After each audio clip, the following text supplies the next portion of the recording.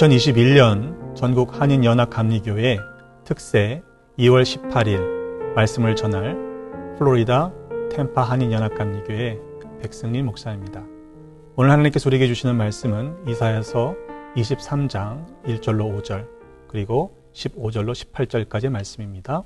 제가 받들어서 봉독하겠습니다. 두로에 관한 경고라.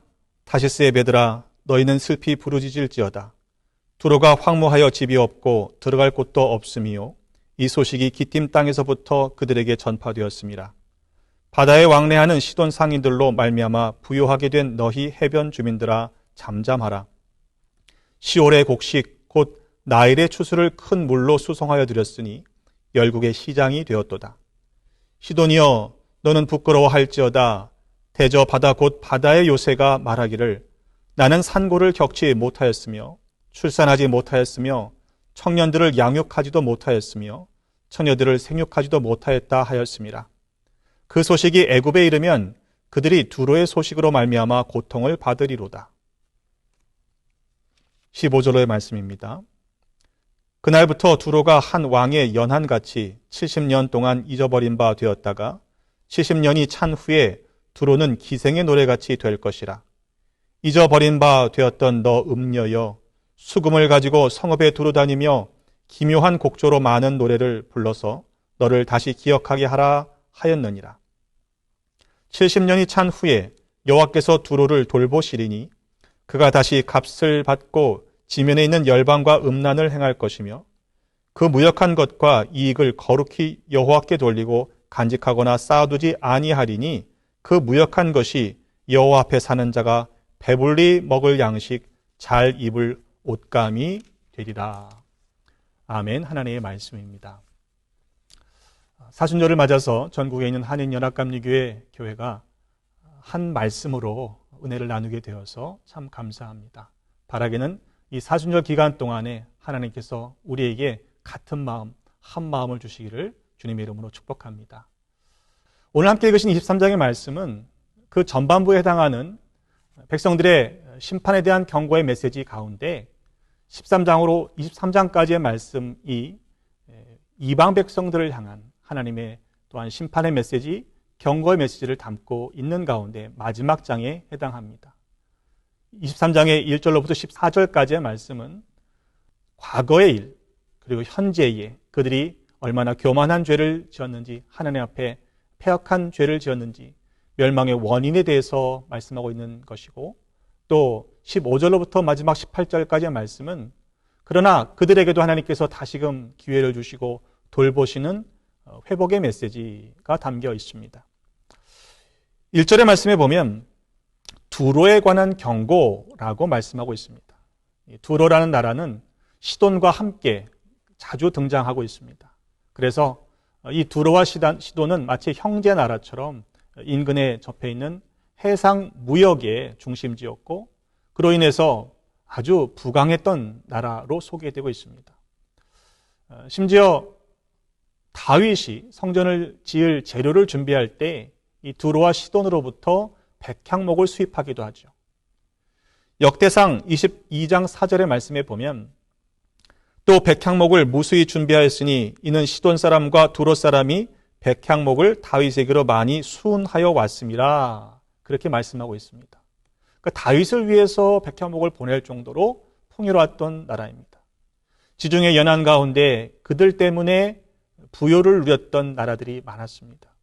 애굽에서 그 바다를 통해서 곡식물을 수출하고 수입하는 과정 속에서 많은 나라들이 이득을 보았던 것입니다. 하지만 이 두로와 시돈과 함께 등장하는 이 배경에 보면 그들이 신앙적으로 볼 때는 이방 신을 섬기게 되는 그런 죄의 원인을 제공하고 있죠. 열왕기상 16장 30절로 33절의 말씀에 보면 아합 왕에 대한 소개를 하고 있는데 그가 결혼했던 이세벨이 바로 이 시돈의 출신임을 성경은 밝히고 있습니다. 시돈의 왕이었던 엣바알의 딸이 이세벨입니다. 근데 엣바알이라는 뜻 자체가 바알의 사람, 바알과 함께한 자라는 뜻을 가지고 있습니다. 그 아버지가 바알과 함께했던 사람입니다. 그 딸이 어떠했는지 우린 너무도 잘 알고 있죠.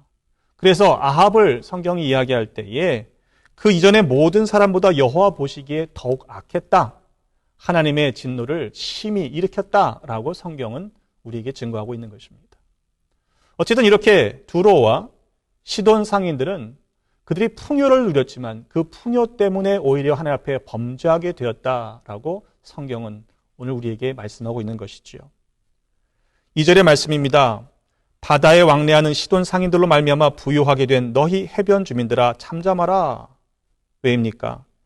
그들이 열국의 시장 또 바다의 요새가 되었지만 결국에는 무너지게 될 것이다. 꺾이게 될 것이다. 라고 말씀하고 있기 때문입니다. 그래서 5절 말씀에 보면 그 소식이 애굽에 이르면 그들이 두로의 소식으로 말미암아 고통을 받게 될 것이다. 이렇게 말씀하고 있습니다. 자신들의 곡물을 수입하다가 다른 이웃들에게, 이웃 나라들에게 풍요를 베풀던 그 나라가 망했다는 소식이 애굽에 들려지면 그들이 오히려 고통을 받게 될 것이다 라고 말씀하고 있는 것입니다. 그래서 6절에 너희는 다시스로 건너갈지어다. 옛날에 건설된 너희의 희락의 성이 정말로 이렇게 무너진 것을 보면서 황망함 가운데 있는 백성들에게 다시스로 건너가라 이렇게 말씀하고 있는 것이죠. 여러분 다시스 하면 떠오르는 사건이 있지 않습니까? 요나서의 말씀에 보면 요나가 하나님의 부르심을 받아서 니느웨 성읍에 가서 말씀을 전하라 하는 그 말씀에 순종하지 않았죠. 그래서 가고자 했던 것이 다시스입니다. 요즘 말로 치면은 가장 끝에서 제일 반대되는 니느웨로부터 가장 먼 곳이 다시스입니다. 요나서 1장 2절로 3절의 말씀에 보면 말씀이 이렇게 기록되어 있습니다. 너는 일어나 저 큰 성읍 니느웨로 가서 그것을 향하여 외치라. 그 악독이 내 앞에 상달되었음이니라 하시니라.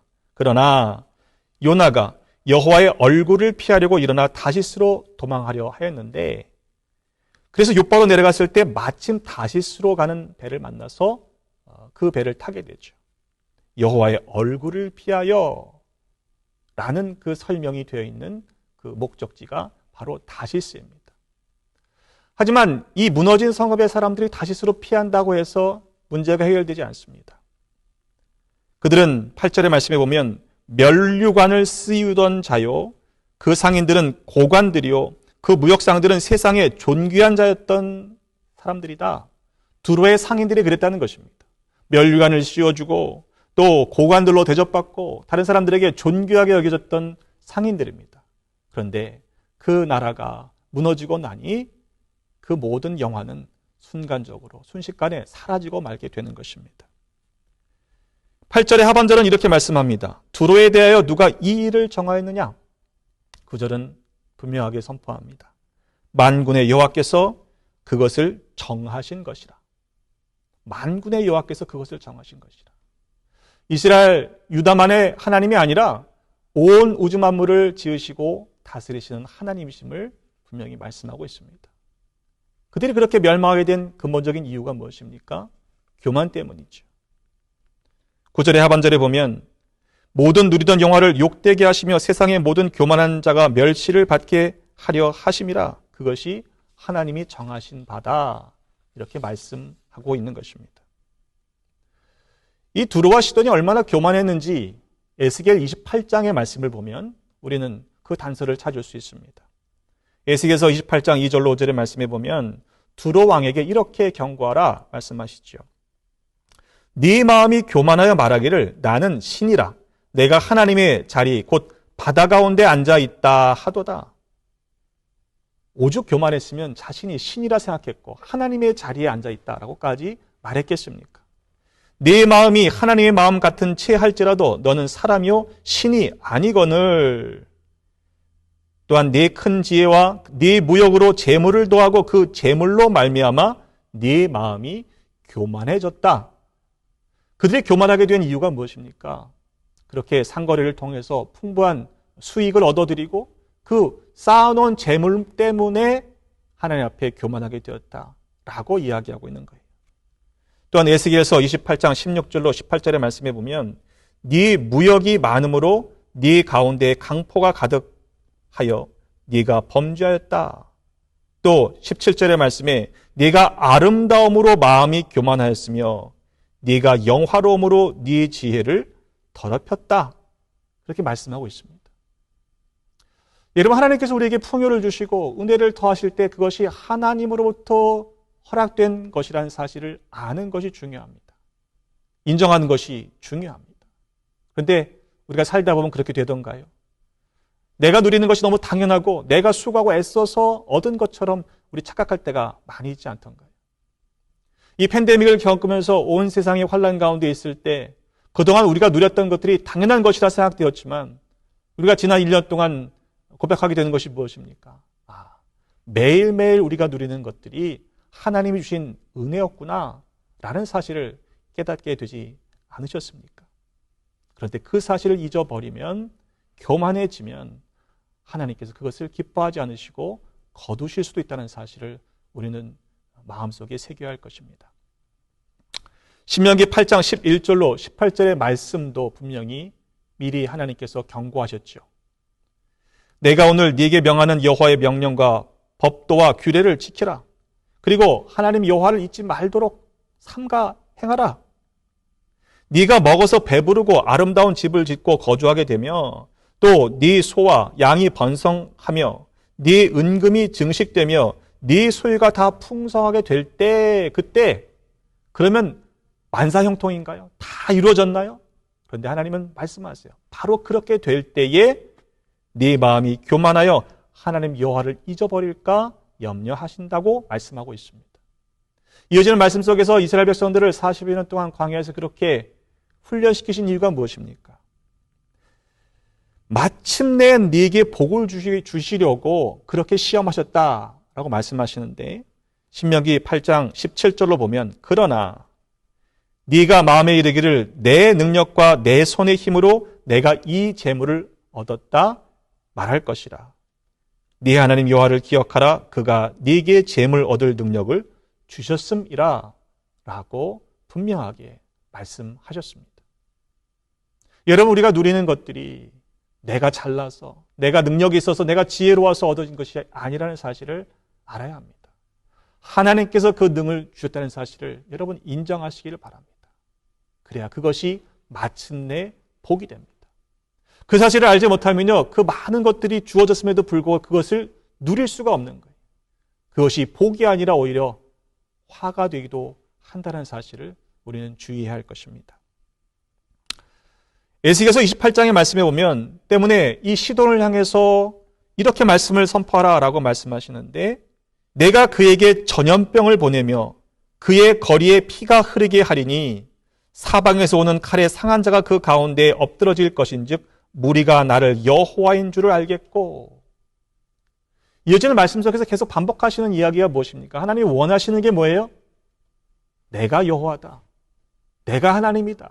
내가 이 모든 것들을 주관하는 참 하나님이다 라는 사실을 반복해서 말씀하십니다. 여러분, 그것을 아는 것이 중요합니다. 10절로의 오늘 본문의 말씀을 보면 딸 다시스여 나일같이 너희 땅에 넘칠지어다 너를 속박함이 다시는 없으리라 하시면서 12절 하반절에 일어나 기띔으로 건너가라. 거기에서도 네가 평안을 얻지 못하리라 말씀하십니다. 분명히 문제를 만나면요, 나름대로 그 문제를 해결하기 위해서 우리는 대처하지 않습니까? 기띔으로 피하라 라고 하셨으니까 그곳으로 가면 뭔가 해결이 될 것 같지만, 아니, 거기서도 평안을 얻지 못할 것이다 말씀하십니다. 여러분, 우리가 환난을 당하고 어려운 일들을 당할 때, 내가 어쩔 수 없는 상황 가운데 처해 있을 때 여러분 어떻게 하십니까? 낭망하고 주저앉아 계십니까? 아니면 내가 뭐라도 해보겠다라고 그렇게 더 마음을 쓰고 계시지는 않습니까? 여러분, 이것이 하나님이 작정하신 일이라면 하나님께서 일하시는 것을 우리가 잠잠히 기다려야 할 줄로 믿습니다. 또한 하나님 안에 거함으로 말미암아 하나님이 주시는 평안을 누리시는 모두가 되시기를 주님의 이름으로 축복합니다. 예수님도 말씀하셨죠. 요한복음 14장 27절의 말씀입니다. 평안을 너에게 끼치노니 곧 나의 평안을 너에게 주노라. 내가 너에게 주는 것은 세상이 주는 것과 같지 아니하리라. 너희는 마음에 근심하지도 말고 두려워하지도 말아라. 여러분, 세상이 주는 평안과 분명히 다른 평안을 우리 주님께서 주신다라고 말씀하셨습니다. 편안한 것 말고요, 평안을 누리시기를 주님의 이름으로 축복합니다. 우리는 환난을 당해서 이 팬데믹 가운데 불편하죠. 만나고 싶은 사람 마음껏 만나지 못하고 예배도 온전히 드리지 못하고 여러 가지 불편한 마음들을 가지고 살아가지 않습니까? 우리의 삶이 불편해졌어요.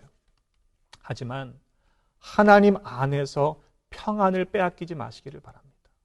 하나님이 주시는 평안이 우리에게 있기에, 그 약속이 분명히 이루어진다는 사실을 믿기에 여러분 평안을 누리시기를 주님의 이름으로 축복합니다. 결국 그 견고한 성, 아름다운 그 성읍들이 무너지게 될 때 우리가 피할 바는 어디입니까? 그들이 의지했던 견고한 성읍은 더 이상 무너져서 돌아갈 항구조차도 보이지 않습니다. 견고한 성이 파괴되었고 열국의 시장, 바다의 요새, 희락의 성, 그 모든 것들이 없어지고 난 그때에 그들이 돌아가야 할 곳이 과연 어디였을까요? 시편 18편 2절의 말씀은 우리가 돌아가야 할 피난처는 바로 하나님이심을 이렇게 고백하고 있습니다. 여호와는 나의 반석이시오, 나의 요새시오, 나를 건지시는 이시오, 나의 하나님이시오, 내가 그 안에 피할 나의 바위시오, 나의 방패시오, 나의 구원의 뿌리시오, 나의 산성이시라고 고백합니다.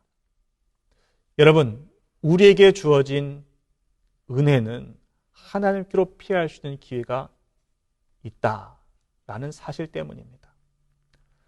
마지막 15절로 18절까지 말씀해 보면 그렇게 무너졌던 드로를 시돈을 다시금 회복시키시겠다라는 말씀이 주어져 있죠. 70년이 찬 후에, 그 연한이 다 찬 후에 하나님은 회복시키실 것이다. 그런데 회복된다고 해서 모든 것이 정상적으로 돌아오진 않아요. 말씀해 보니까 18절에 그 무역한 것과 이익을 거룩히 여호와께 돌리고 간직하거나 쌓아두지 아니하리니 그 무역한 것이 여호와 앞에 사는 자가 배불리 먹을 양식, 잘 입을 옷감이 되리라. 분명히 하나님은 그 연한이 차고 70년이 차면 돌아오게 하시는데 그때 모두가 돌아오는 건 아니에요. 옛날 모습으로 돌아가는 사람도 있고 그 일 때문에 하나님 앞으로 돌아오는 사람도 있다라는 것이에요. 그래서 하나님 앞에서 사는 자에게 주시는 은혜가 있다는 사실을 분명하게 말씀 속에서 우리에게 증거하고 있습니다. 여러분, 두로와 시돈은요, 예수님께서도 그들의 죄악을 아셨어요.